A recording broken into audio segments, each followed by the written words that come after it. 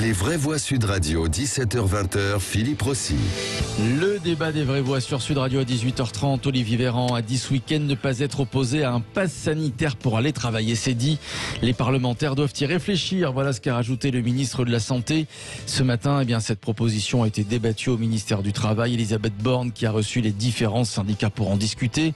Aujourd'hui, je vous rappelle que seuls les salariés travaillant dans des secteurs recevant du public, alors l'hôtellerie par exemple ou encore la restauration, doivent présenter un pass. Craignez-vous que le pass sanitaire obligatoire au travail soit généralisé? 0826 300 300, vous nous appelez pour réagir, pour en débattre avec nos vraies voix. On va vous écouter dans un instant et évidemment vous votez, vous continuez de voter sur les réseaux sociaux, Twitter et YouTube. Sud Radio, les vraies voix. Le débat est ouvert. J'ai pas de passe sanitaire, je tourne en rond dans l'habitacle, pas de vaccin, je reste confiné. Oh, j'ai pas de passe sanitaire, je tourne en rond. C'est ce que se diront peut-être bientôt certains salariés français. Craignez-vous que le gouvernement mette en place un pass sanitaire obligatoire au travail? On accueille tout de suite notre invité qui est Lionel Nataf, expert en protection sociale des salariés. Bonsoir Lionel Nataf. Oui, bonsoir. Bonsoir à vous, je vous présente Jean Dorido qui est avec nous ce soir, à la Oukili, Philippe Bilger. Un pass sanitaire pour aller travailler, est-ce que c'est applicable Lionel Nataf?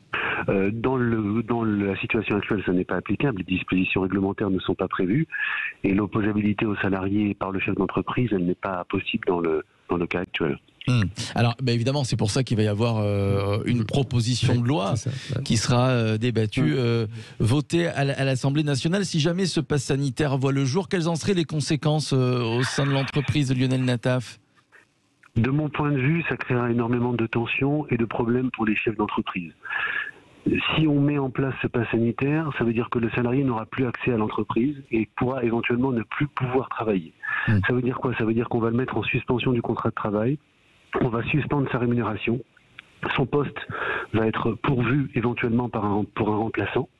Et ensuite, derrière, quand la situation sera meilleure, il reviendra dans quelles conditions? Sachant qu'il y a quelqu'un qui l'a remplacé, que le chef d'entreprise aura 2 personnes pour le même poste, je ne vois pas l'applicabilité de ce dispositif. Je trouve que c'est extrêmement compliqué. Et j'imagine qu'il y a des salariés qui vont sûrement peut-être saisir le Conseil d'État. Après, il y aura des litiges éventuellement. Ouais. Et c'est mettre beaucoup de responsabilités sur les chefs d'entreprise qui eux-mêmes peuvent ne pas être vaccinés d'ailleurs. C'est vrai, vous avez raison.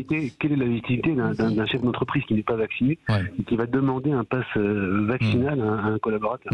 Philippe Bilger, est-ce que ce pass sanitaire au travail, finalement, c'est pas la suite logique puisqu'il est réclamé dans les endroits qui accueillent du public comme les restaurants ou les commerces? Il y a des grandes entreprises où il y a des dizaines et dizaines de salariés. Est-ce que ça ne va pas dans la continuité du pass sanitaire traditionnel, j'ai envie de dire? Sûrement, mais je ne veux pas me désengager de la question que vous me posez, Philippe.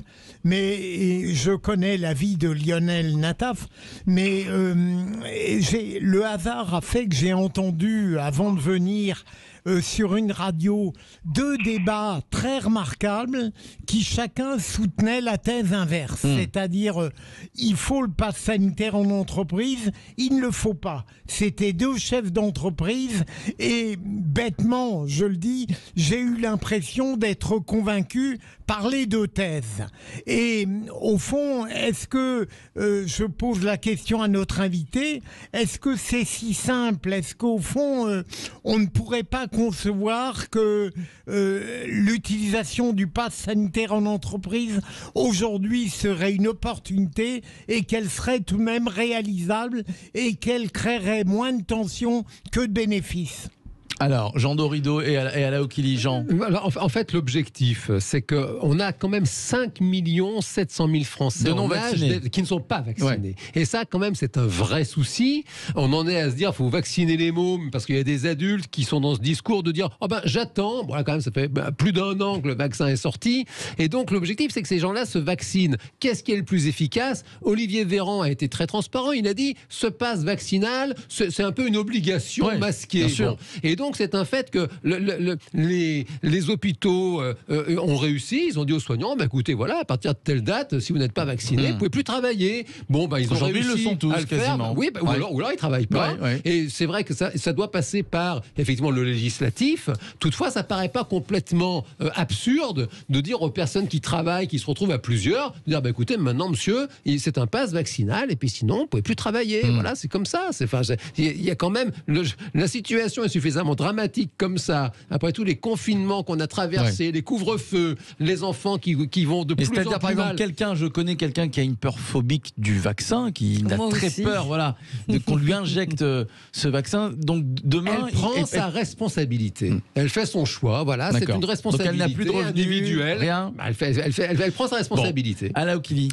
Je me souviens qu'on avait traité dans la matinale de Sud Radio début octobre cette question parce que un sondage Ipsos quelque chose d'autre était paru dans Le Parisien et nous apprenait que les salariés étaient majoritairement favorables à la mise en place du pass sanitaire. Et à ce moment-là, c'était parce que ils voulaient tomber le masque. Ils n'en pouvaient plus, ils étaient vaccinés et puis voilà, il y en a marre, on veut le pass sanitaire. Aujourd'hui, dans le contexte qui nous concerne, il me semble peut-être que le pass est une mesure désuète et je m'explique. Notamment si on veut l'appliquer un peu partout, ce qui me semble complètement dingue parce que est-ce qu'il y a la même densité de salariés selon qu'on est dans une multinationale avec des bureaux où tout le monde pratique le télétravail ou une petite PME de 4 salariés, c'est vrai. À ce sujet d'ailleurs, à ce titre, le patron de la CPME, donc c'est le comité du syndicat des petites PME, moyennes et petites entreprises qui disait justement qu'il y était favorable. Voilà, donc aujourd'hui d'ailleurs, il a annoncé qu'il y était favorable sous certaines conditions, mais favorable quand même. Il me semble que aujourd'hui, avec la massification du télétravail, pourquoi appliquer un pass sanitaire par exemple dans une entreprise qui pratique majoritairement le télétravail où les salariés sont jamais là? Mais si on commence à faire du cas par cas, c'est pas bon le télétravail pour la tête. Ils sont tous au bout du rouleau. Les télétravailleurs, il y en a 1 sur 5 qui montrent des signes de dépression. Oui, 1 sur 5. Les TMS, les troubles musculo-squelettiques, ça galope. Donc au bout d'un moment, on peut pas dire aux gens restez chez vous et arrêtez de vivre. Les boîtes de nuit sont fermées. Au bout d'un moment, ça va bien. Les personnes qui disent oui, non mais moi tu comprends, j'attends il y a une responsabilité. Parce que c'est le collectif qui, au bout d'un moment, finit par l'emporter sur l'individuel. Je suis d'accord, mais il faut quand même garder en tête que le télétravail, qui est une pratique qui est démocratisée dans des pays anglo-saxons depuis des dizaines d'années, arrive chez nous tout doucement. Donc effectivement, il faut prendre en compte les gens qui dépriment, etc. Puis il y a des gens qui déménagent d'ailleurs maintenant. Et les toxicos qui démarrent au petit déjeuner maintenant. Qui mettent les moyens. Oui, mais voilà, c'est des choses à prendre en compte. Mais pour autant, il ne faut pas oublier que le télétravail. Ce que vous dites, c'est qu'il y a d'autres alternatives, comme le télétravail par exemple. Pas que, mais aussi, on ne peut pas l'appliquer comme ça.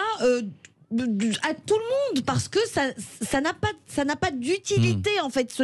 Je ne suis pas certaine que ça va combattre la diffusion du virus dans des étages vides. Par contre, pour des ouvriers, par exemple, s'ils travaillent en 3x8, on doit pouvoir s'organiser. Lionel Nataf, est-ce que ça ce n'est pas une vraie restriction de liberté? Parce que c'est vrai, le restaurant, le cinéma, les commerces, ça l'est aussi, mais ça reste un loisir. Là, on va travailler pour gagner sa vie, pour amener du pain à la maison. Est-ce que c'est pas un vrai problème, une vraie restriction des libertés, ce pass sanitaire au travail? La perception a changé parce que le fait d'être vacciné ou non ne change plus comme antérieurement la capacité de transmission. C'est-à-dire que la perception que pouvaient avoir les gens il y a quelques mois, c'était que le fait d'être vacciné réduisait la transmission. Or, maintenant, on est convaincu que ça ne réduit pas autant la transmission qu'on le souhaitait. Maintenant, si on veut intensifier le nombre de vaccinés et de vaccinés à risque, entre guillemets, il y a une mesure qui, de mon point de vue, est assez simple. Vous avez, au sein de la sécurité sociale, des gens qui bénéficient de ce qu'on appelle l'ALD. Au titre d'affection de longue durée, ils bénéficient d'un remboursement majoré par la sécurité sociale. Ce sont ces personnes-là qu'il faut protéger. Ce sont ces personnes-là qui sont à risque et qui peuvent saturer la réanimation. Si on obligeait ces personnes à se vacciner parce qu'elles sont à risque et parce qu'elles sont identifiées à risque et parce que la société leur donne une contrepartie par rapport au fait qu'ils sont un risque, c'est-à-dire qu'ils bénéficient d'un remboursement par la sécurité sociale amélioré par rapport aux autres personnes, là on aurait un effet, je pense, et on pourrait aller chercher les personnes de plus de 80 ans qui ne sont pas vaccinées, qui sont plusieurs centaines de milliers et qui individuellement auront alors la démarche de se faire vacciner. Mais aller chercher les gens dans les entreprises qui ont majoritairement entre 40 et 45 ans de moyenne d'âge et qui pour la plupart ne sont pas à risque, elles n'ont pas une pathologie particulière. Je pense que c'est vraiment un effort qu'on demande à la collectivité qui est quand même important. Ouais. Craignez-vous que le gouvernement mette en place un pass sanitaire obligatoire au travail? Vous dites oui à 79% sur les réseaux sociaux.